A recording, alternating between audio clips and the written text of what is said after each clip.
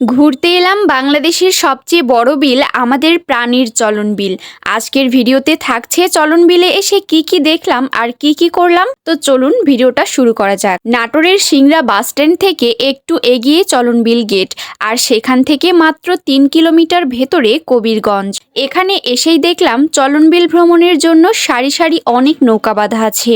আমরা আজকে ঘুরতে যাচ্ছি বৈঠা চালিত নৌকায়, ভাড়া মাত্র 80 থেকে 100 টাকা। এটা ছিল সকালবেলা, আকাশে একটু মেঘ, আর দেখতেই পাচ্ছেন কি অসাধারণ ভিউ। এমন ভিউ পেতে হলে সকাল বা বিকেল সময়টাই একেবারে পারফেক্ট। কিছুদিন আগেও চলন বিলে পানি ছিল অনেক কম, তবে এখন তুলনামূলক অনেক বেড়েছে। তাই আমার মনে হয় ভ্রমণের জন্য এটাই একদম উপযুক্ত সময়। আজকে আমাদের ঘুরতে আসার আসল উদ্দেশ্য চলন বিলের ফুটন্ত শাপলা দেখা। নৌকা ঘাটে গিয়ে মাঝি ভাইকে শুধু বললেই নিয়ে যাবে শাপলা বিলে। তবে খেয়াল রাখবেন, শাপলা ফুটন্ত অবস্থায় দেখতে হলে সকাল 8টার মধ্যেই আসতে হবে। সত্যি বলতে সকালে এখানে আসলে মনটা একদম শান্তিতে ভরে যাবে। নৌকা যত এগোচ্ছে ঠান্ডা বাতাস আর অপরূপ সৌন্দর্যে চোখটা জুড়িয়ে যাচ্ছে। আসলেই আমাদের নাটোরের গর্ব আমাদের চলন বিল। এত সুন্দর পানি দেখে আর চুপ করে বসে থাকা গেল না। পা ভিজিয়ে দিলাম পানিতে। মাঝি ভাই বলছিল পা চুলকাতে পারে, কিন্তু আমি কিছুতেই কান দিলাম না। এদিকে বিলের পানিতে ভাসছে ছোট ছোট ফুল আর জলজ উদ্ভিদ। কিছু দেখতে সরিষা ফুলের মতোই লাগছিল। হঠাৎ চোখে পড়ল এক অপূর্ব ফুল। আমরা এটাকে আঞ্চলিক ভাষায় বলি নৌকা ফুল। আপনারা এটাকে কি বলেন কমেন্টে জানাবেন। ফুলগুলো এত সুন্দর যে মনে হচ্ছিল কোনো স্বর্গীয় ফুল হাতে পেয়ে গেলাম। এই সব সৌন্দর্যের মধ্যে ঘটলো এক অসৌন্দর্য ব্যাপার, সেটা হলো মাঝি ভাই পানিতে পড়ে গেছে। তারপরেও আমাদের জন্য শাপলা তুলে আনলো। আহা, চলন বিলের সাদামাটা মানুষের মন। এরপর সামনে এগোতেই চোখে পড়লো আরো কত ফুল।